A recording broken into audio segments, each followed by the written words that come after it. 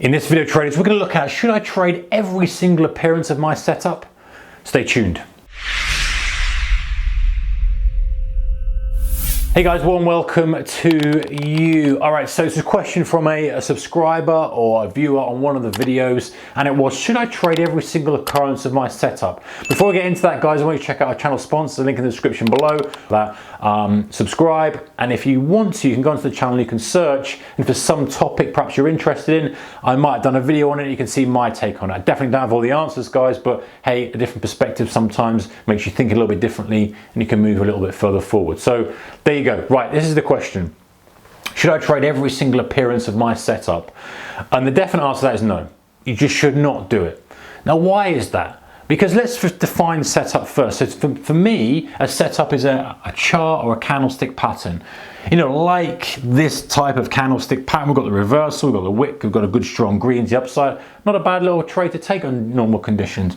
Double bottom, nice little pattern. Flag, great, bull flag at the moment, superb. Opportunity with that. Who knows how long it's going to last for, but the current setup for that working fantastically. Could stop tomorrow, as I've said, could carry on for another 2 years. Who knows, is what it is. Let's use that as an example. So if you took every single instance where that flag occurred, you're going to lose money, because all you're doing is you're just isolating a pattern on the chart and you're not putting it into perspective. So the answer is you should definitely not. But then what should you do? What should you do? Well, the way that I approach stuff, and again, that's recognizable on YouTube here, I have a filter and a trigger. So a filtering process and then a trigger. So these would be triggers, if you like, and then I would have a filter so that nothing gets through to the stage where I'm taking it until it passes the filter. And you could argue the filtering criteria is the most important part, because if you getting things through the filter, if things are going through and they're passing through into the next stage, then that basically means if they then trigger, you take the deal, you take the trade.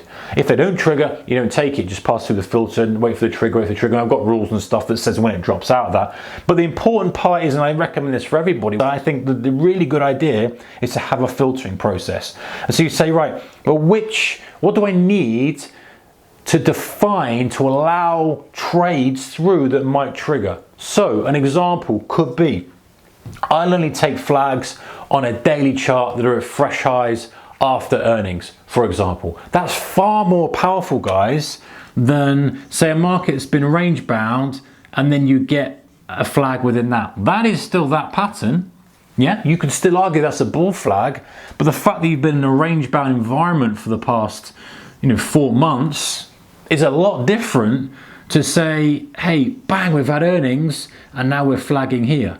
That is a different proposition, excuse my axis, that's a different proposition to that. And so the filter for this, for example, could be, hey, I want to be at fresh highs, I want to have a catalyst, I want to have non-farm payrolls if I trade a currency, I want to know if it's broken out of a downtrend, whatever that may be. But you're basically defining when you will pull the trigger and take your setup. So having this is just so important and so key. You might even, other examples when, let's say you're trading a mean reversion type strategy, you wouldn't want this, you'd prefer this.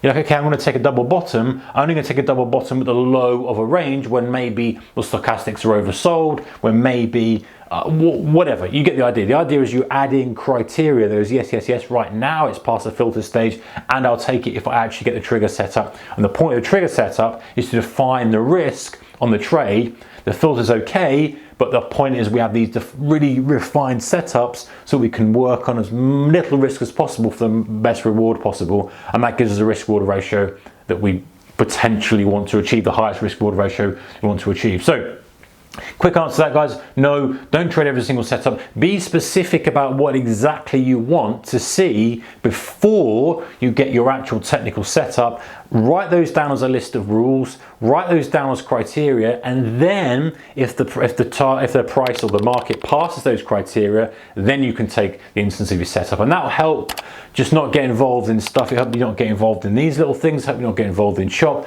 and hopefully will increase your win rate and all the other good things that come along with that. Anyway, guys, take care. See you in the next one. Appreciate the questions. Bye-bye.